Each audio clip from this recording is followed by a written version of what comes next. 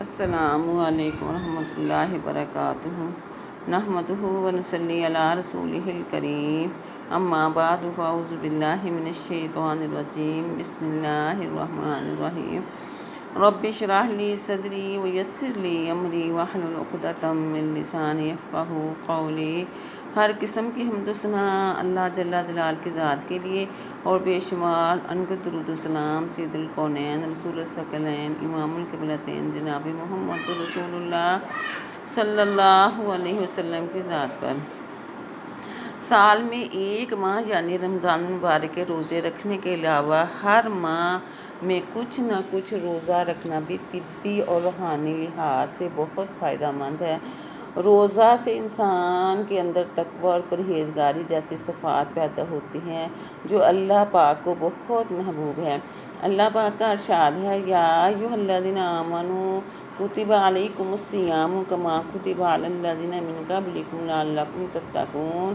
اے لوگو جو ایمان لائے ہو، تم پر روزے فرض کیے گئے جس طرح تم سے پہلے لوگوں پر فرض کیے گئے تھے تاکہ تم پرہیزگار بن جاؤ۔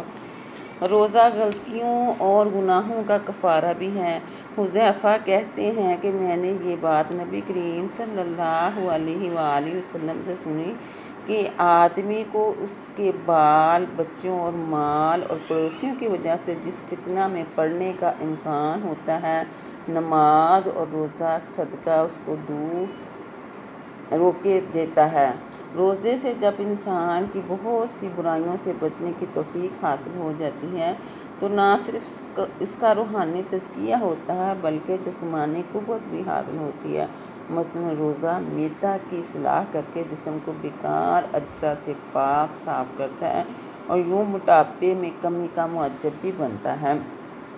صدقہ زکوٰۃ سے تحفظ۔ روزانہ کچھ نہ کچھ صدقہ خیرات کرنا انسان کے اندر مال دنیا کی محبت کم سے کم کر کے ایثار، قربانی، احسان، ہمدردی، غمخواری، انکساری، اخوت اور نرم خوئی کی آبیاری کرتا ہے۔ اسی طرح زکوٰۃ کے بارے میں بھی اللہ پاک فرماتے ہیں، خذ من اموالہم صدقۃ تطہرھم وتزکیہم بہا وصلی علیہم ان صلاتک سکن لہم واللہ سمیع علیم۔ اے نبی، تم ان کے مال سے زکوٰۃ لو تاکہ ان کو گناہ اور رنج و غم سے پاک کر دو، ان کا تزکیہ اور ان کے لیے دعائے رحمت کرو، بے شک آپ کی دعا ان کو سکون اطمینان حاصل ہوگا۔ اللہ پاک سننے والا اور جاننے والا ہے۔ صدقہ خیرات کے بارے میں چند احادیث قابل ذکر ہیں۔ ایک شخص نبی کریم صلی اللہ علیہ وسلم کے پاس آ کر کہنے لگا، یا رسول اللہ صلی اللہ علیہ وسلم، کون سا صدقہ اجر اور ثواب میں افضل ہے؟ آپ نبی کریم صلی اللہ علیہ وسلم نے فرمایا، وہ صدقہ جو تندرستی کی حالت میں ہو جبکہ تجھ پر مال کی حرص غالب ہو اور ناداری کا بھی اندیشہ ہو تو نگری کی بھی خواہش ہو، لہذا اس وقت کا انتظار کرنا کہ جب دم یا سانس حلق میں آ جائے، اس وقت تم کہو کہ فلاں کو اتنا دے دو، فلاں کو اتنا دے دو، حالانکہ اب تو وہ از خود ہی فلاں فلاں کا ہو جائے گا۔ سیدنا عبداللہ بن مسعود کہتے ہیں کہ میں نے نبی کریم صلی اللہ علیہ وسلم کو یہ فرماتے سنا کہ دو ہی آدمیوں پر رشک کیا جا سکتا ہے، ایک تو اس شخص پر جسے اللہ پاک نے مال دولت سے نوازا ہے پھر اس کو نیک کاموں میں خرچ کرنے کی توفیق دی، دوسرے وہ جس کو اللہ پاک نے قرآن حدیث کا علم دیا، وہ خود بھی اس پر عمل کرتا ہے، دوسروں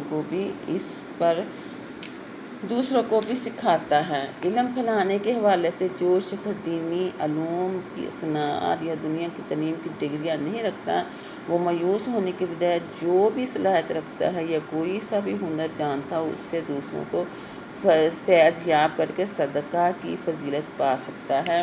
وآخر دعوانا ان الحمد للہ رب العالمین۔ آئیے مختصر سی دعا کرتے ہیں۔ بسم اللہ الرحمن الرحیم۔ ربنا آتنا فی الدنیا حسنۃ وفی الآخرۃ حسنۃ وقنا عذاب النار۔ اے اللہ پاک، ہمیں مانگنے کا سلیقہ نہیں، پھر بھی ہر روز تیرے آگے ہاتھ پھیلائے اس یقین کے ساتھ اس سے مانگتے ہیں کہ تیرے سوا ہماری دعاؤں کو کوئی قبول کرنے والا نہیں۔ یا اللہ پاک، ہماری ٹوٹی پھوٹی دعاؤں کی طرف نہ دیکھ، ہمارا تجھ پر جو کامل یقین ہے اس کو دیکھ، ہماری حاجات کو پورا فرما، ہمارے روزے قبول فرما، ہمیں لیلۃ القدر نصیب فرما، ہمیں لیلۃ القدر کی بہاریں اور رحمتیں نصیب فرما۔ یا اللہ پاک آئندہ سے بھی ہمیں روزے رکھنے کی توفیق عطا فرما۔ سبحان ربک رب العزت عما یصفون وسلام علی المرسلین والحمد للہ رب العالمین۔ جب دم واپسی ہو یا اللہ ہم سب کی زبان پہ ہو لا الہ الا اللہ محمد الرسول اللہ صلی اللہ علیہ وآلہ وسلم۔